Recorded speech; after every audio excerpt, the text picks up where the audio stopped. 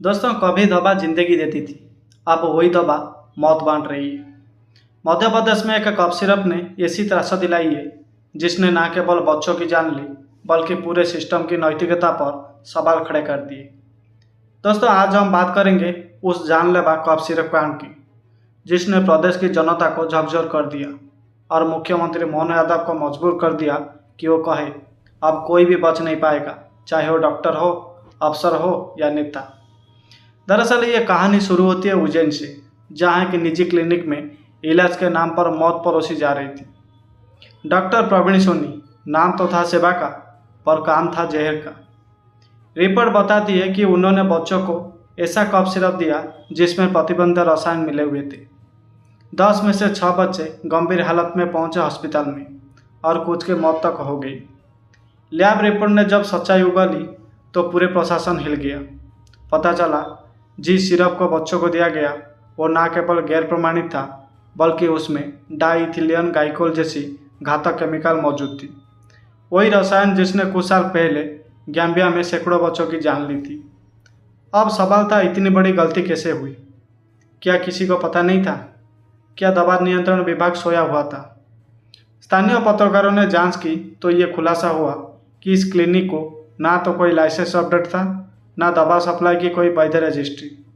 यानी पूरा खेल चल रहा था मौत के कारोबार का, प्रशासन के नाक के नीचे।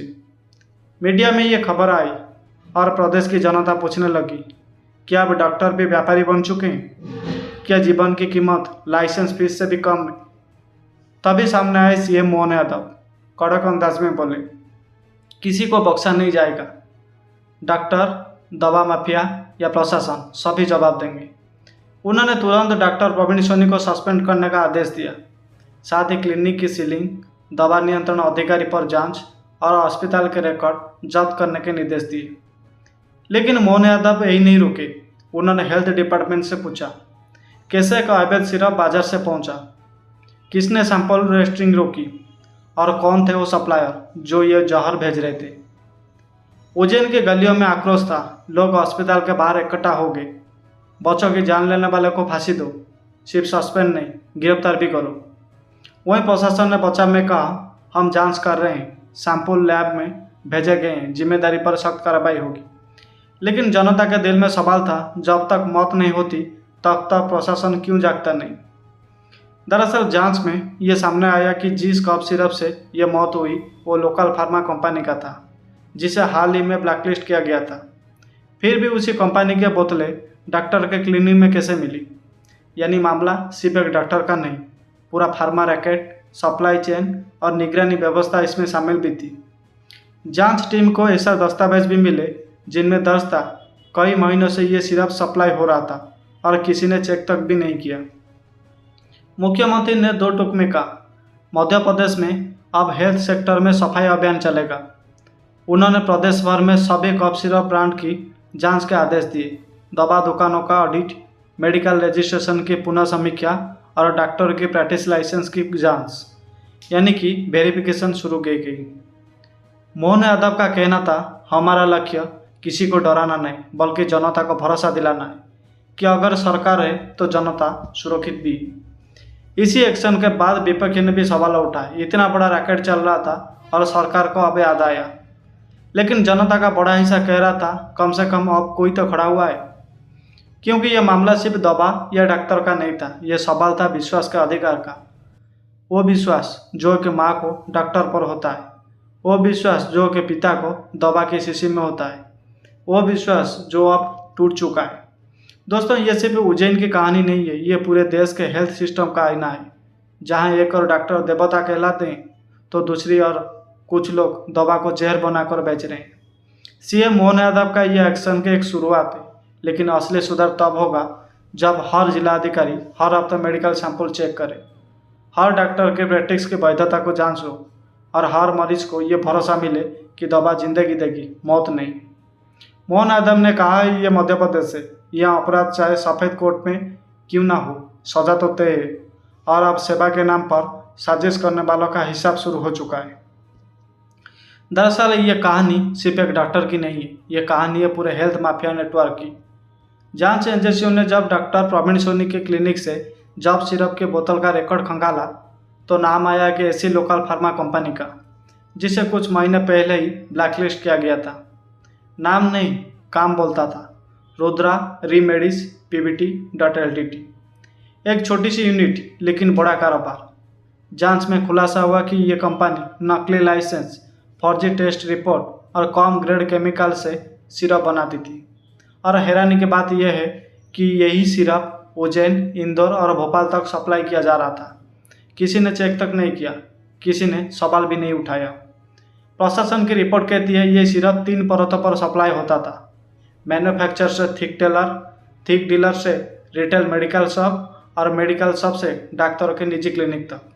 हर स्तर पर पैसा चलता था। हर स्तर पर सैंपल पास करने के लिए कमीशन दिया जाता था। कई जगह तो टेस्ट रिपोर्ट तक फोटोशॉप में बनाई जाती थी। कागज़ पर सब सेफ लिखा था और बोतल के अंदर था जहर। अब सवाल उठता है, क्या हेल्थ डिपार्टमेंट को कुछ नहीं पता था?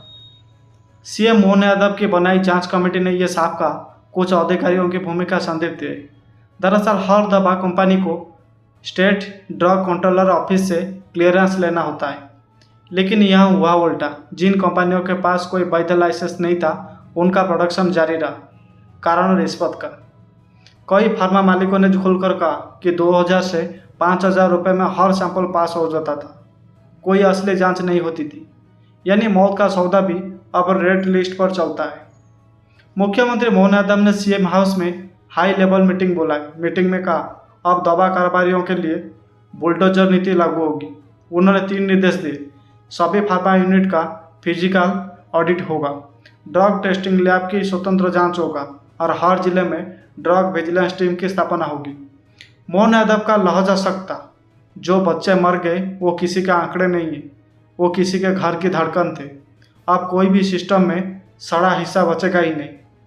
उज्जैन के पास रहने वाले मनोहर लाल पाटीदार के 6 साल के बेटे की मौत हुई थी। वो कहते हैं डॉक्टर बोला बस खांसी है, 2 दिन में ठीक हो जाएगा। तीसरे दिन मेरा बेटा चला गया। उनकी आंखों में आंसू थे लेकिन लहजा आग की तरह था। अगर डॉक्टर सस्पेंड हुआ तो क्या मेरा बेटा वापस आएगा? ऐसे ही कई परिवार है जो आज इंसाफ की राह देख रहा है। उन्हें अब भरोसा सिर्फ एक इंसान पर है, सीएम मोहन यादव। सीआईडी की शुरुआत जांच में पाया गया कि ये सिरप कांड एक राज्य तक सीमित नहीं था। मध्य प्रदेश, राजस्थान और उत्तर प्रदेश के कुछ हिस्सों में इसी तरह के बेंच नंबर वाली बोतल मिल रही थी। इसका मतलब साफ था कि एक इंटरस्टेट फार्मा रैकेट काम कर रहा है। जांच में 8 कंपनियों के नाम सामने आए, जिनमें से 3 पहले ही सस्पेंड हो चुकी है, बाकी अब रेड के घेरे में है। विपक्ष ने आरोप लगाया ये सरकार की लापरवाही का नतीजा है, लेकिन जनता ने कहा लापरवाही सबकी थी, लेकिन जवाबदेही अब किसी की तो तय हुई। क्योंकि लंबे समय बाद पहली बार किसी मुख्यमंत्री ने मौत के सौदागर पर एक्शन ना की एन अनाउंसमेंट दिखाया है। दोस्तों, मैं हमेशा कहता रहता हूँ कि भारत की असली बीमारी गरीबी नहीं बल्कि सिस्टम की संवेदनहीनता है। जब डॉक्टर पैसे से अंधे हो जाए, अधिकारी फाइल से बंध जाए और दवा कंपनियां इंसानियत से कट जाए तो समझ लीजिए समाज में जहर से बोतल में नहीं जमीन में धुल चुका है। लेकिन ये भी सच्चाई है कि अगर नेता ठान ले तो यही सिस्टम सुधर सकता है। मोहन यादव ने शुरुआत की है, अब देखना यह है कि क्या ये एक एपिसोड बनकर रह जाएगा या एपिडेमिक को ख़त्म करने की लड़ाई बनेगा। दरअसल उज्जैन के अस्पताल से उठी ये सीख अब पूरे देश में गूंज रही है और अगर इस बार भी सिस्टम नहीं जगा तो अगली बार सिर्फ नहीं पूरा समाज जहरीला हो जाएगा।